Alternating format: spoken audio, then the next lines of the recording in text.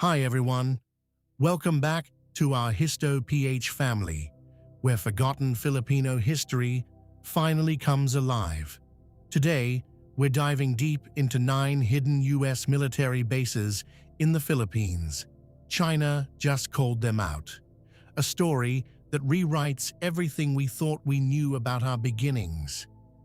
In the last 2 years, something massive happened in Southeast Asia that most people completely missed.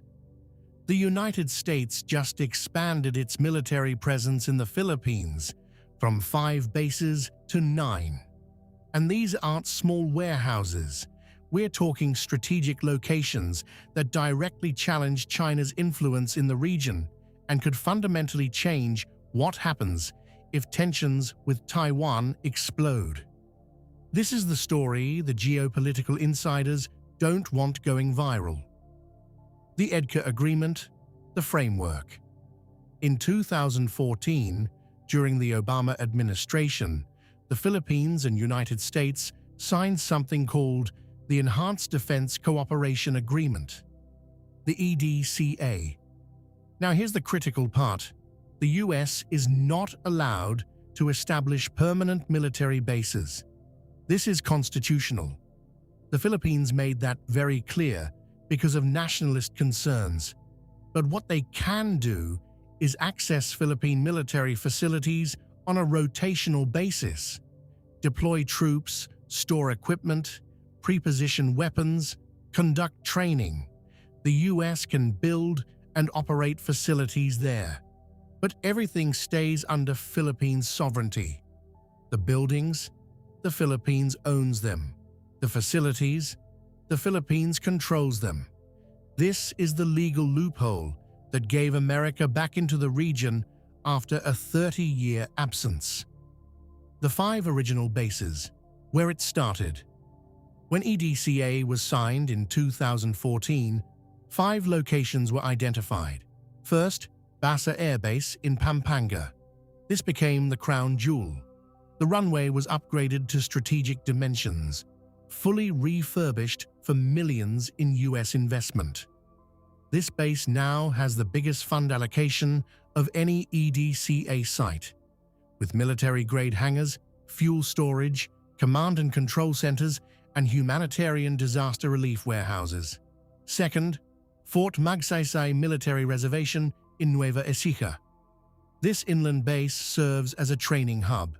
Third, Antonio Bautista Air Base in Puerto Princesa, Palawan, strategically located near the South China Sea disputes. Fourth, Benito Ebuen Air Base in Cebu, positioned in the central Philippines. Fifth, Lumbia Air Base in Cagayan de Oro in Mindanao. Together, these 5 sites create a geographical network covering Luzon, Visayas, and Mindanao. As of 2024, the US has allocated over $82 million for EDCA projects at these original 5 sites alone. The Duterte freeze. What happened? Here's where it got complicated. Rodrigo Duterte took office in 2016 with an anti-American agenda. He called himself the separatist of the Philippines from Washington. He suspended joint maritime patrols. He threatened to terminate the Visiting Forces Agreement. He repeatedly attacked the EDCA in public statements. The whole framework basically froze. For 6 years, implementation stalled. No new construction. No major expansion. The agreement went from promising to nearly dead by 2021. The US was locked out when tensions in the South China Sea were escalating dangerously. If you're amazed by our ancestor story, 9 hidden US military bases in the Philippines, China just called them out. Help us hit our 500-like goal. Drop a comment about your favorite fact and subscribe to join the Histo-PH family. Marcos returns. The strategic shift. Then, in 2022, Ferdinand Marcos Jr. took power, and everything changed overnight. Within months, his administration announced plans to accelerate EDCA by $66.5 million for construction projects. By February 2023, the US and Philippines made a historic announcement. 4 new EDCA sites would be designated. This brought the total from 5 to 9. This was the largest expansion since the agreement's creation, and the locations reveal exactly what's on everyone's mind: Taiwan. The 4 new bases, Taiwan's front line. The 4 new sites are positioned in ways that cannot be accidental. First, Naval Base Camilo Osias in Santa Ana, Cagayan, located on the northern coast facing Taiwan directly. This is roughly 400 kilometers from Taiwan. This translates to approximately 5 to 6 hours by standard vessel. Second, Lalo Airport in Cagayan, also in the far north, also positioned for rapid response to Taiwan contingencies. Third, Camp Melchor de la Cruz in Gamu, Isabela, inland, but supporting northern operations. Fourth, Balabac Island in Palawan, positioned along major sea lanes of communication. The South China Sea's most critical shipping routes pass directly by Balabac. These 3 northern sites specifically defend the Luzon Strait. The Luzon Strait is the critical choke point. It's what separates the Philippines from Taiwan. Control this strait, and you control the gateway to Taiwan. China's response: the warning shots. China's ambassador to the Philippines, Wang Zhilian, responded with direct language. The US intends to take advantage of the new EDCA sites to interfere in the situation across the Taiwan Strait to serve its geopolitical goals at the expense of peace and development of the Philippines. That's not speculation from Beijing. That's their official position, because they know exactly what this means. A US fighter jet operating near Taiwan can now resupply at Cagayan instead of flying thousands of kilometers back to Guam. That's fuel efficiency, longer operational range, and faster turnaround times. That means US aircraft can stay on station longer and return to combat faster. That changes the entire military calculus. The infrastructure build-up. What we know. As of 2024, the US has allocated over $100 million across all 9 EDCA sites, plus an additional $500 million in broader foreign military financing to modernize the entire Philippine military. That's beyond EDCA.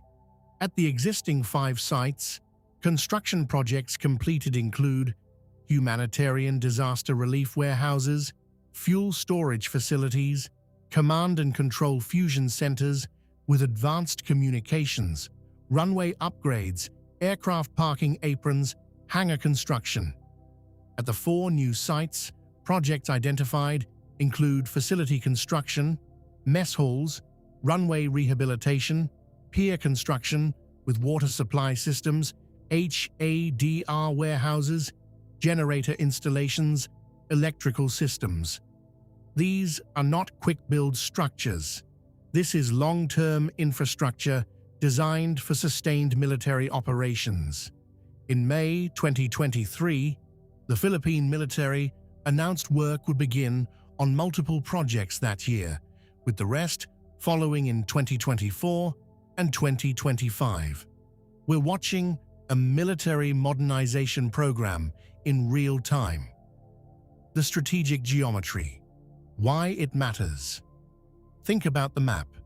9 EDCA bases positioned across an archipelago of 7,600 islands. Luzon in the north, Visayas in the middle, Mindanao in the south. This creates what military strategists call operational reach. From these 9 locations, the US and Philippines can conduct joint training, rotate forces, practice rapid response operations, and preposition equipment across the entire region. But more importantly, These 9 bases create a defensive perimeter against Chinese expansion. The northern bases guard Taiwan. The Palawan bases guard the South China Sea. The Mindanao bases guard against terrorism and regional instability. This is not accidental geometry. This is strategic design. The Taiwan Factor. The unspoken reality. Nobody's saying it openly, but Taiwan is the elephant in the room. In 2025, tensions between China and Taiwan are higher than they've been in decades. Chinese military exercises around Taiwan have become regular monthly occurrences. The People's Liberation Army runs simulated blockade operations continuously. Defense officials in Taiwan warn that a military attack could happen with minimal warning. The Philippines, sitting 400 kilometers away, suddenly has strategic importance it's never had before. If conflict erupts across the Taiwan Strait, the Philippines becomes critical. Can US and allied forces operate from Philippine bases? Can they resupply? Can they conduct joint operations with Philippine forces? These 9 EDCA bases answer yes, and that fundamentally changes China's military calculations.